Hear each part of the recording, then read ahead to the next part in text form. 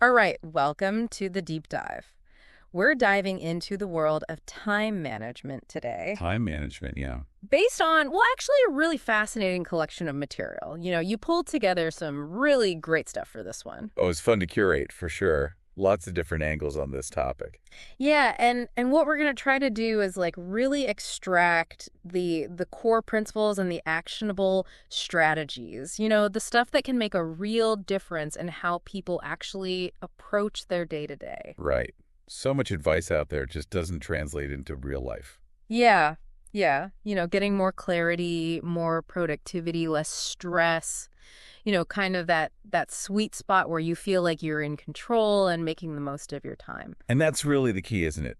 Feeling in control rather than feeling controlled by the clock. Totally, totally. And a lot of this comes down to, something that you highlighted in the material, this idea of focusing on what truly matters. Right. It's not just about doing more, it's about doing the right things. It's so easy to get caught up in busyness Yeah. and mistake that for productivity. Yeah. Yeah, just like constantly checking things off a to-do list. But if those aren't actually moving the needle on what really matters, then what's the point? Exactly. You're just spinning your wheels. So, one of the themes that came up a lot in the material was this challenge that so many people face, feeling overwhelmed. Right. It's almost universal. And it's not necessarily because they don't have enough time. It's more like they struggle with how to use the time that they have effectively. It's about directing your energy, your attention, not just filling the hours. Right. Yeah. It's that sense of like, I have all this stuff I need to do, but not necessarily a clear sense of what I should be doing right now or how to actually make it all happen. Prioritization is huge. Yeah. Yeah. So let's dive right into that. I mean, the Eisenhower matrix Ah, the classic. came up a bunch. And for good reason. Urgent, important, important but not urgent, urgent but not important, and then the neither. The time wasters. Yeah, the stuff that, ideally we can just completely eliminate.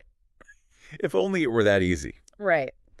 But how do we take this like 2x2 matrix, this framework, and actually apply it in the real world? Like, how does this give someone a sense of control over their day when they're feeling overwhelmed? Well, it starts with a mindset shift. Okay. Recognizing that, not all tasks are created equal. Right. And there are things that, yes, they are urgent and they are important. And those are your fires. Okay. Those need to be dealt with immediately. Got it. But where the matrix really shines is in that quadrant of important but not urgent. Okay. Yeah. This is where we're talking about strategic planning, your long-term goals. The things we tend to put off. Exactly. And they just keep getting pushed back because they're not screaming for our immediate attention. Yeah. Yeah. But these are the things that, the sources emphasize actually move us forward in a meaningful way. Right. So the matrix is a tool to remind us to schedule those in. To actually make time for them. Make appointments with your future self. I love that. Block out those times. Okay, so we've got the urgent, important. Tackle those head on. Got it. We've got the important, not urgent. Schedule those in. Schedule. Okay. Yes. And then we've got the urgent, but not important. This is your delegation zone. Okay. Can you pass this off to someone else? Outsource it. Yeah. Even better if you can. Right. And then the neither. Ruthlessly eliminate. Just get rid of it. Easier said than done sometimes, though, right? It is, because often those urgent things are really just someone else's priority. Yeah, yeah. It's that sense of like, oh, I need to respond to this email right now, but does it actually require your immediate attention? Maybe not. Probably not. And then there's that fear, right? Fear of what? Of missing out, of letting people down. Yeah, FOMO. But saying no is a superpower. Okay, we're going to come back to that one. We have to. It's crucial. For sure, for sure. Oh. But before we do, I want to talk about procrastination. Oh, universal struggle. This is something that, we all deal with to some extent. In some form or another, yeah. And your sources had some, I thought, really interesting insights into why we do this, why we put things off, even when we know we shouldn't. It's not just laziness, as much as we like to tell ourselves that. Right, right. It's something deeper. It's often rooted in fear. Okay. Fear of failure. Absolutely. Okay. The fear of not being good enough, the fear of judgment, the fear of success even. Interesting. What if I actually achieve this thing, and then what? Yeah. Yeah. That can be scary. And then there's perfectionism, Okay. So fear, perfectionism, anything else. overwhelm, Right. that feeling of just like, this is too much. I don't even know where to start. So it's almost like a defense mechanism in a way. Exactly. Procrastination is our brain's way of protecting us from discomfort. Okay, so that's the why. But how do we break free? Well, one strategy that came up a lot was the 5-minute rule. Okay, tell me more about that. It's so simple, yet so powerful, because you're basically tricking your brain. How so? You tell yourself, okay, I'm only going to work on this for 5 minutes. Okay. And that seems so doable, right? Right, very manageable. You lower the barrier to entry. Okay. And what happens is you get started, and often you just keep going. The momentum kicks in. Exactly. So it's about making that initial step as small and painless as possible. That's the key. Okay, I like it. What else? Well, temptation bundling came up a few times. Okay, temptation bundling. And this is really interesting. You pair something you dread doing with something you actually enjoy. Okay, so it's like, I don't know, only letting yourself watch your favorite show while you're folding laundry. Perfect example. Or listening to a podcast while you're working out. Right, right. So you're basically creating a positive association with something that you would normally avoid. You're tapping into the reward system in your brain. Okay, and that makes it more likely that you'll actually do it. Absolutely. And it can actually make those dreaded tasks more enjoyable over time. So we've got the 5-minute rule, temptation bundling. What about when you're feeling overwhelmed by a really big project? That's where micro deadlines come in. Okay. Breaking things down into smaller chunks. Exactly. You create a series of mini deadlines along the way. Okay. So instead of this looming deadline months away, you have these smaller milestones to hit. Right. More manageable. And each one gives you a sense of accomplishment, keeps you motivated. So it's less about like trying to eat the whole elephant in one bite. Right. You're taking it one bite at a time. Okay. So we've got some strategies for prioritizing and actually getting started. Now let's talk about how we structure our time once we know what to work on. And time blocking came up a lot in your material. It's a game changer for so many people. Okay, so walk me through it. You're essentially creating a schedule for your day, Okay. and you're assigning specific blocks of time to specific tasks. So it's more than just like a to-do list. Right. It's about being intentional with how you're spending your time. Okay. And this has a few benefits. Like what? First, it combats decision fatigue. Okay. You've already decided what you're going to work on and when. So you're not constantly having to choose what to do next. Exactly. Okay, I see the value in that. What else? It helps you prioritize. Okay. You're forced to make choices about what's truly important. Right, because you only have so much time in each day. And you're also more likely to actually stick to your schedule. If you've already planned it out. Right. Because it's like an appointment. Okay. You know, the sources also talked about batching similar tasks together. Right, like checking email or making phone calls. Why is that so beneficial? It's about reducing context switching. Okay. Every time you switch from one task to another, your brain has to readjust. It takes mental energy. Exactly. Yeah. So by batching similar tasks, you're minimizing those transitions.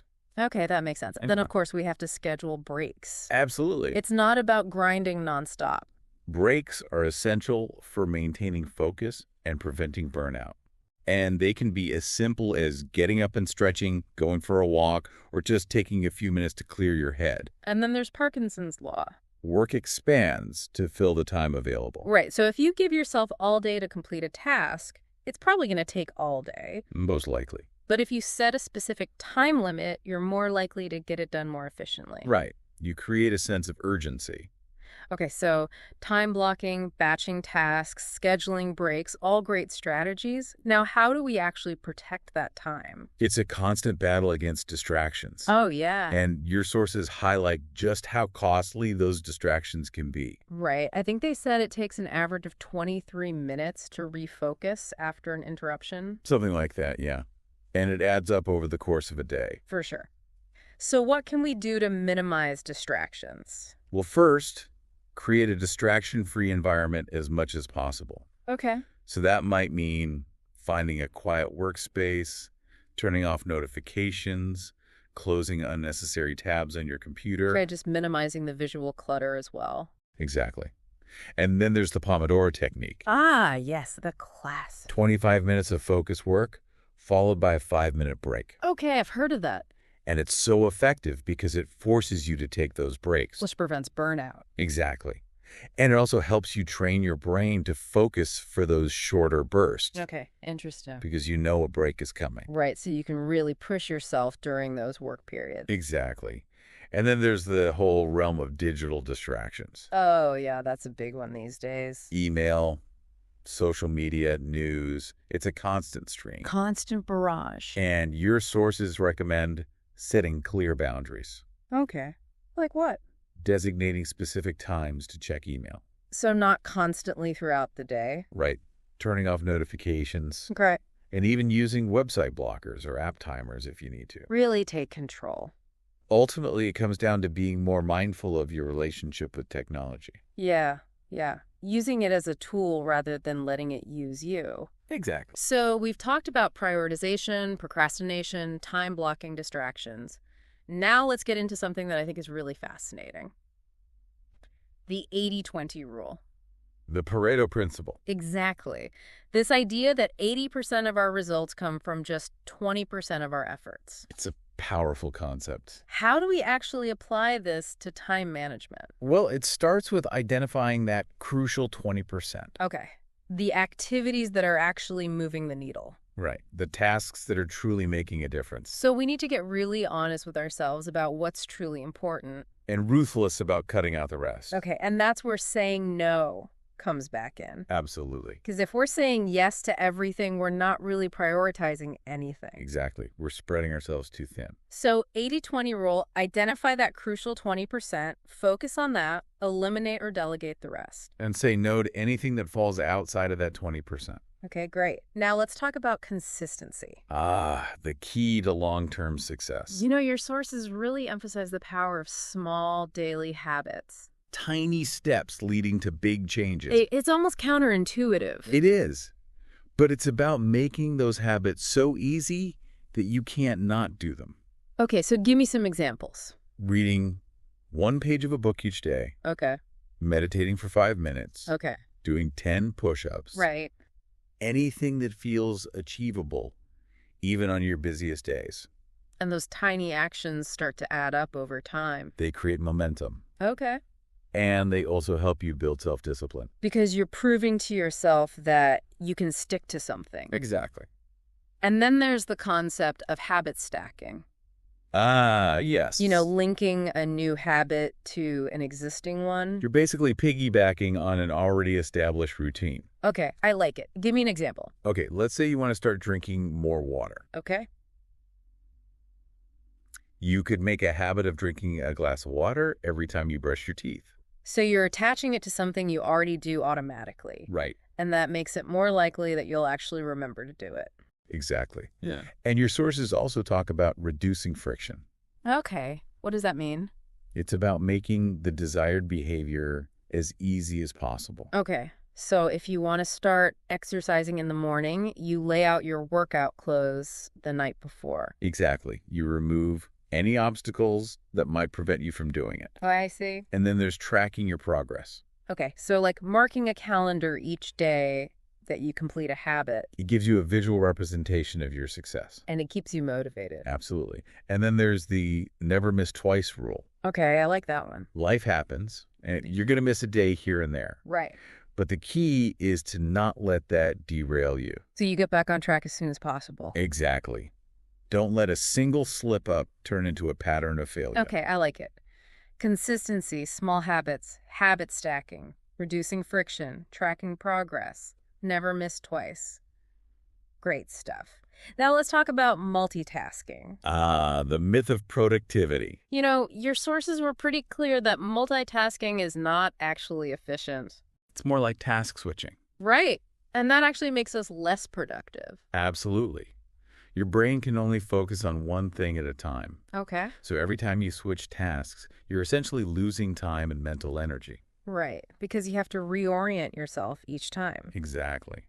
And this can lead to more errors and increased stress. So the antidote is single tasking. Focusing on one thing at a time and giving it your full attention. Okay. How do we get better at that? Well, start by prioritizing your tasks. Okay. Choose the most important thing you need to get done and focus on that first. Got it. Then, eliminate all distractions. Close those tabs, silence those notifications. Exactly. And you can even use the Pomodoro technique within a single tasking framework. Okay, so 25 minutes of focused work on one task. And then a 5-minute break before moving on to the next one. I see. So it's about training your brain to focus for longer periods of time. Right. And this takes practice, especially if you're used to multitasking. But the benefits are worth it. Absolutely. Increased productivity, less stress, and higher quality work. Okay, so we've covered a lot of ground. Now, one of the most important themes that came up throughout the material was energy management. It's as crucial as time management, if not more so. Because it's not just about having more hours in the day. Right. It's about how you use those hours. And that's where understanding your energy levels comes in. Exactly. You have peaks and troughs throughout the day. Right. And your sources emphasize that it's important to work with those natural rhythms. Okay. So schedule your most demanding tasks for when you're feeling most alert. And save the less demanding tasks for when your energy is lower. Exactly. And don't forget about breaks. Right. Those are crucial for recharging. Absolutely. And then there's exercise. Okay. Getting regular physical activity actually boosts your energy levels. Counterintuitive, but it makes sense. And then there's nutrition. Okay. So eating the right foods. And staying hydrated. Right. Fueling your body and brain.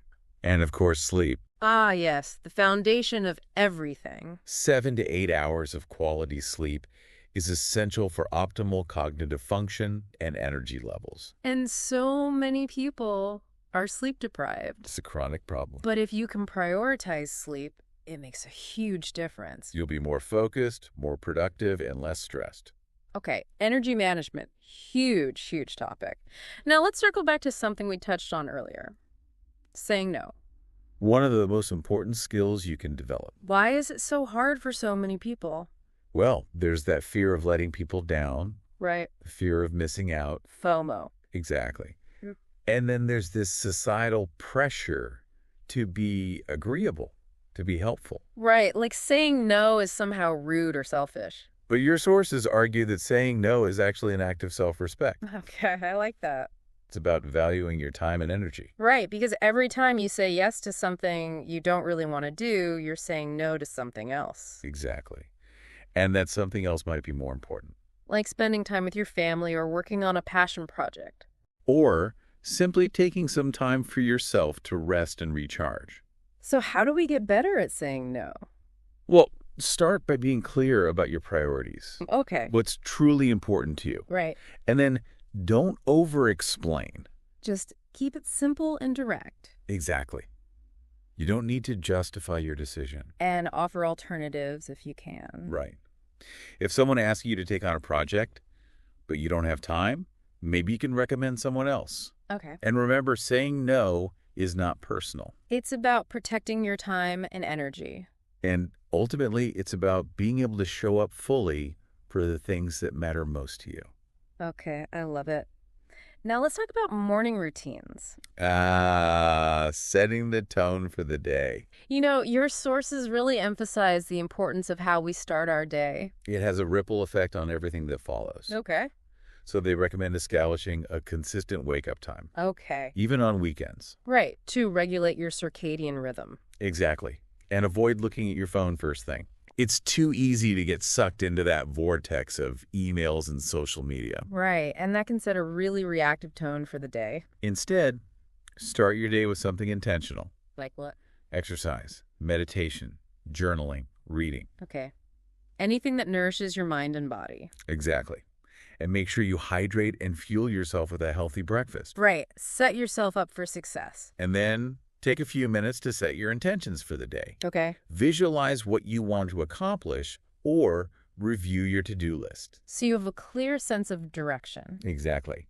And your sources also recommend tackling your most important task first thing in the morning Okay. before you get bogged down in distractions. So you can leverage that early morning energy and focus. Exactly. And get a big win under your belt. Okay, morning routines, super important. Now let's talk about technology. The double-edged sword of time management. Right, it can be both incredibly helpful and incredibly distracting. The key is to use it intentionally. Okay. So your sources recommend exploring task management apps. Okay, like Trello or Asana. Exactly. To help you stay organized and on top of your to-do list. Okay. And then there are reminder systems. Google Calendar, Apple Reminders, anything that helps you remember important dates and deadlines. Right, so you don't have to rely on your memory alone. And then there are time tracking apps Okay. like Rescue Time or Toggle. To help you understand how you're actually spending your time. Exactly. And then there are automation tools. Like Zapier. Right. To automate repetitive tasks and free up your time for more important things. Okay. And then there are distraction blockers. Freedom, Forest, apps like that. To help you stay focused when you need to. Exactly. But the key with all of these tools is to use them mindfully. Right. Don't let them control you. Choose the tools that support your goals and use them strategically. Okay, great advice. Now, one last topic. Reflection. The cornerstone of continuous improvement. You know, your sources really emphasize the importance of taking time to regularly review our time management strategies. To see what's working, what's not, and where we can improve. Okay. So they recommend scheduling a weekly reflection time. Okay, actually putting it on your calendar. Exactly. And during that time, ask yourself some key questions. Like what? What went well this week? Okay. Where did I struggle? Okay. What can I do differently next week? Okay. And by answering those questions, you can start to identify patterns and make adjustments. You're essentially becoming your own time management coach. I love that. And over time, you'll get better and better at managing your time. You'll become more aware of your habits, your strengths, and your weaknesses. And that self-awareness is key to making lasting change. Absolutely. Okay, so to wrap up, we've covered a lot of ground in this deep dive into time management. We've talked about prioritizing, procrastination, time blocking, distractions, the 80-20 rule, consistency, multitasking, energy management, saying no, morning routines, technology, and reflection. It's a lot to digest, but hopefully it's been helpful. I think so. And the key takeaway is that these aren't just random tips and tricks. Right. It's a holistic approach. It's about changing your mindset and developing new habits. And it's about becoming more intentional with how you spend your time and energy. Now, for you listening, think about the one or two areas we've discussed that really resonated with you. The things that felt most relevant to your own challenges. And which of those techniques could you actually start implementing in the next few days? Even a small change can make a big difference over time. And don't be afraid to experiment. Try different strategies and see what works best for you. Time management is a very personal journey. There's no one-size-fits-all solution. But with consistent effort and a willingness to learn and adapt, you can absolutely get better at managing your time and achieving your goals. And that's what it's all about. Now, one last thought. If you could reclaim just 1 hour each day by implementing even a few of the principles we've discussed, what would you do at that time? What meaningful pursuit or personal goal could you dedicate that time to? And what kind of impact would that have on your life over the course of a year? Just something to think about. Thanks for joining us on the Deep Dive. It's been a pleasure. I'll see you next time.